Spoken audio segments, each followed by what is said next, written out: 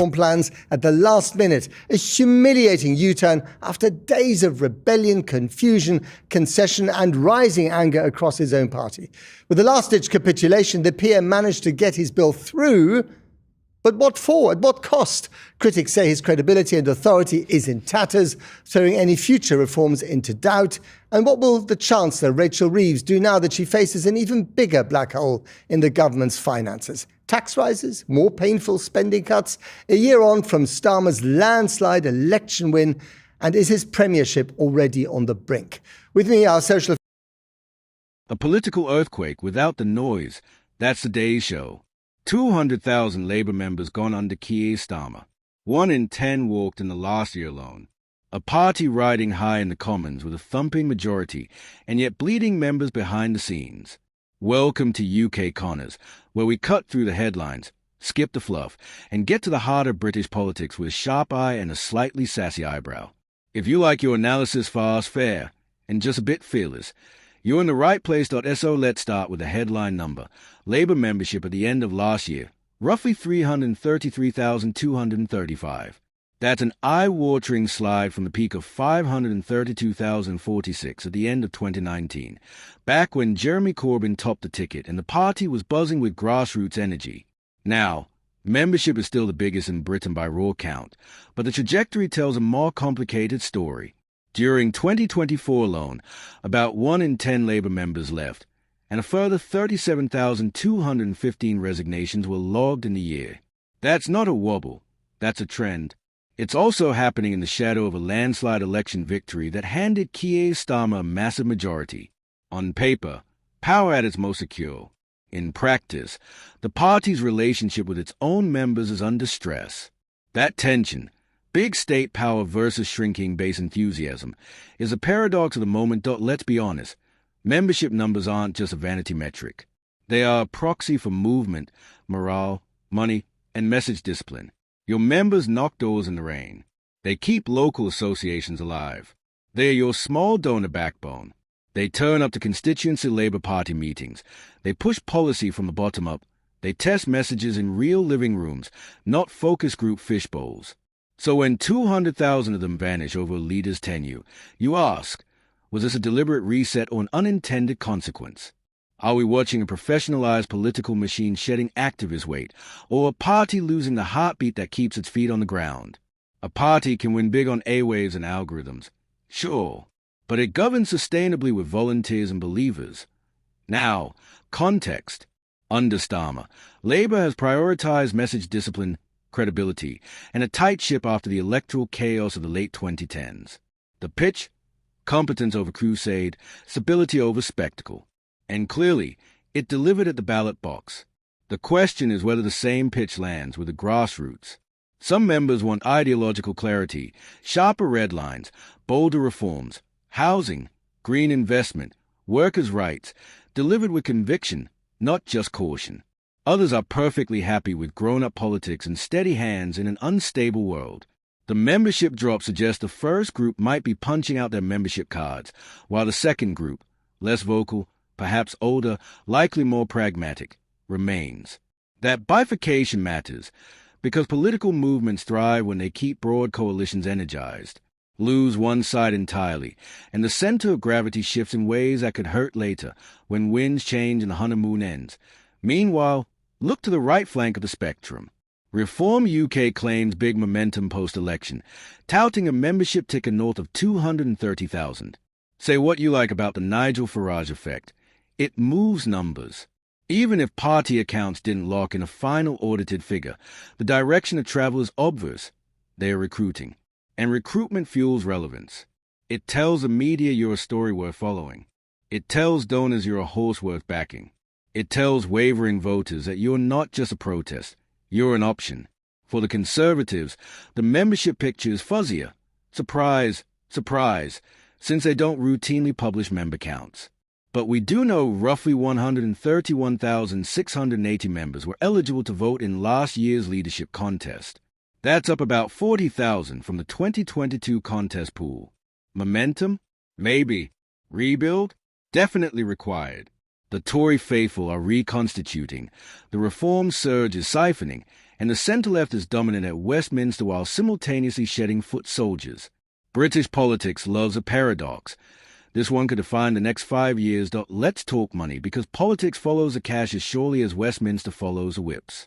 Last year was the costliest general election in UK history. The major parties spent like it.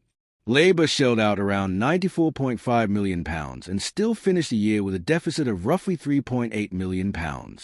The Conservatives spent about £52 million and ended around £1.9 million in the red. Meanwhile, smaller parties played the tortoise to the big beast's haze. Reform UK and the Lib Dems posted seven-figure surpluses, and the Greens kept a tidy surplus in the hundreds of thousands. Translation: the big two bought the loudest microphones. The smaller parties banked their change for tomorrow. That matters because post-election politics gets gritty. Governments need money to shape narratives beyond the honeymoon. Oppositions need money to rebrand. Smaller parties need money to grow into more than just protest vessels. Surpluses buy patience. Deficits breed pressure. Then there's process and perception. Most of the financial and membership details came out via the Electoral Commission. Labour's accounts were posted on the party's own site after missing the submission deadline, with talk of unforeseen administrative delays. The Commission says it'll consider that in line with enforcement policy. Will that dominate headlines for a week? Maybe. Will it matter in 2 years? Only if it becomes a pattern. But in modern politics, process is often the canary in the coal mine for culture. Missed deadlines hint at bandwidth strain, centralization friction, or just get-it-done ethos that treats paperwork as an afterthought. None of that is fatal. But cumulatively, it's texture. Texture voters and activists notice when the glow of victory fades and the grind of governing begins. Here's a more strategic angle. What does a shrinking membership mean for the governing capacity of a party in the long term? First, it can weaken local roots. Associations lose steady hands, council candidates lose canvassers, and MPs lose their most committed leafleters. That hollows out the party's eyes and ears in communities, precisely the intelligence network you need to catch brewing backlash early. Second, it changes the donor mix. Fewer members can mean more reliance on big donors and unions. That need not be a problem if the coalition is transparent and the policy pipeline is honest. But it shifts the sound in the room. Less, how does this land on the doorstep? More, how does this read in the foot? Third, it shapes policy. A smaller membership that's more moderate or more professionalized can recalibrate internal incentives. That might mean fewer grassroots rebellions and smoother conference seasons, but also less internal pressure to take risks on big reforms. Now, before we canonize or crucify anybody, let's call this what it is, a recalibration. Starmer's project has been to rebuild credibility with the country at large, even if it means bruising parts of the base. Judged purely by seats in the Commons, mission accomplished. Judged by the health of the party organism, its cells, its synapses, its metabolism, the data raises questions. Can you govern like a technocrat while sustaining the spirit of a movement? Can you court Middle England while keeping the activists left at the table? Can you deliver a program bold enough to justify the scale of victory? The membership curve is a leading indicator. If it keeps bending down while the economy tightens and public services creak, you get a legitimate attacks. Fewer people prepared to go to bat for you when things get hard. Let's peek across the aisle. The Conservatives, stung and shrunken, are trying to define themselves in opposition with a smaller war chest and a membership that's older, more ideological, and newly battle-hardened after defeat. Here's a dynamic to watch. If Reform UK continues to hoover up the anti-establishment vote, the Tories either move right to compete or centre to differentiate. Either route risks a split somewhere, parliamentary discipline versus activist appetite. The leadership electorate size suggests some revival of engagement, but that's a snapshot, not a trajectory. In the meantime, Reform's membership ticker signals energy, even if that energy is volatile. Energy matters in politics. It drags the Overton window an inch at a time and sometimes all at once. And yes, on the left flank, there's talk of new vehicles, splinters, and alternative homes for disenchanted labor activists. New banners rise when large tents feel too crowded or too cautious. Will any of these ventures scale? History says most don't. But even failed breakaways leave footprints. They exert pressure, force debates, and occasionally steal a council ward or two that later becomes a beachhead. For Labour, the risk isn't extinction, It's erosion. The party can absolutely govern with 333,000 members. The risk is becoming a state party that's efficient on the grid but thin on the ground, insulated from outside feedback, and vulnerable to a savvy opposition that learns to mobilize communities at the hyperlocal level. Let's get into the psychology. Why do people join parties? Anyway, identity, agency, proximity to power, and the visceral satisfaction of doing something that matters. When policy gets triangulated and language gets sanded down to fit every focus group, identity blurs. When decision-making centralizes, agency shrinks. When power feels distant, even when your party is in charge, people feel surplus to requirements. That's how you get cancellations. Not all of them are political. Some are economic. Cost of living pressures mean discretionary spend gets cut. Some are demographic. People age, move, reprioritize. But the political cancellations are a choice, and choices are messages. The message right now is, the party won big, but not everyone feels invited to the victory. So what should Labour do if it cares about reversing the membership slide? Three things, and let's keep it real. First, make membership matter. Tangible perks beyond a conference badge. Structured influence on policy beyond symbolic consultations. Want to keep activists? Give them a stake and some wins they can point to on the doorstep.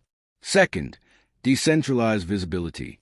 Empower CLPs with budgets to test local campaigns, publish their results, and share playbooks nationally. Let good practice spread like wildfire. Third, narrative heat. Competence is necessary, but it's not sufficient. You need a story that lights a fire. Here's what we're building in 5 big steps. Here's the timeline. Here's how you'll know it's working. And here's how you can help. If the NHS is going to be rebuilt, paint the blueprint. If housing supply is going to jump, name the sites, the targets, the timeframes. Movement energy feeds on specificity. For the Conservatives, the advice is brutal but straightforward.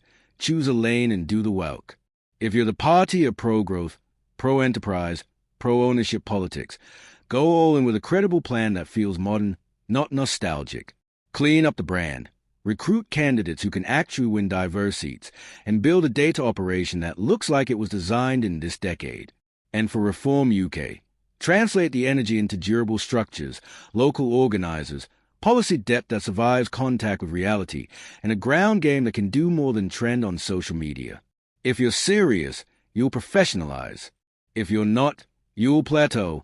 Underlying all of this is a quieter revolution, the shift from member parties to follower movements. In the age of digital politics, 1 million YouTube subscribers and a ferocious WhatsApp network might be worth more than 100K paying party members. That's the argument, at least. But beware the illusion. Followers are fickle. Members, when you treat them well, are family. They turn up even when the algorithm doesn't. They defend you in rooms without cameras. They forgive mistakes when they understand the mission. Parties that forget that will learn the hard way that you can't govern on vibes alone. Let's inject a little sass, because someone has to say it. If you can spend nearly £100 million to win an election, you can spend a few weekends rebuilding a membership offer that doesn't feel like a museum pass. If you can craft a message tight enough to win the middle, you can craft a vision strong enough to keep your base proud. And if you can manage the mechanics of a landslide, you can manage the paperwork on time. Voters notice. Members notice. Even your opponents notice, and they filed away for later. So where does this leave us? With a governing party at the height of its formal power and a live question about its informal one. With an opposition split between tradition and disruption, still hunting for a language that works beyond the echo chamber. With smaller parties stocking their war chests and preparing to be the fly in the ointment when midterm blues arrive. And with a country that is still impatient about housing, the NHS, wages, energy bills, stagnant transport, and a politics that often sounds like carefully scripted answers to questions no one asked. Here's a bet I'll make. The party that treats people not as passive audiences but as active participants will win the next phase of British politics. That means more transparency, more localism, more measurable delivery, and less theatre. You want members? Show them how they matter. You want voters? Talk to them like adults. You want power that lasts? Build it from the street up, not just a spreadsheet down. Because the story of the next 5 years won't be told by the size of a majority, but by the size of a mandate. And mandates are built one person at a time. If you're watching this and thinking, isn't this a bit harsh? Good. Politics should feel the pressure to be better. And if you're nodding along, wondering what it all means in practice, that's why UK Connors is here. We'll keep tracking the membership numbers, the money flows, the policy deliveries, and the mood in the country beyond Westminster's walls. We'll follow the reform surge to see if it's a wave or just white foam. We'll watch the Conservatives decide who they are when no one's watching. And we'll keep asking the governing party the question that matters most. What are you building that will outlast you? That's it for today. If you found this useful, sharp, or just refreshingly honest, hit subscribe to UK Connors and turn on notifications so you never miss an update. Drop a comment with what you're seeing in your local patch. Are party meetings buzzing or thinning out?